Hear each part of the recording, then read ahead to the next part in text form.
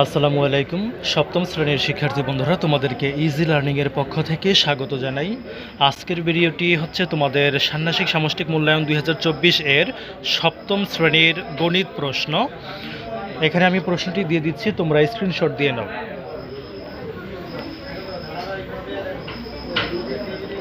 আমি তোমাদের স্ক্রিনে দিয়ে দিচ্ছি, তোমরা জাস্ট স্ক্রিনশট দিয়ে নাও। সমাধানটি খুব শীঘ্রই দেওয়ার চেষ্টা করবো ইনশাল্লাহ।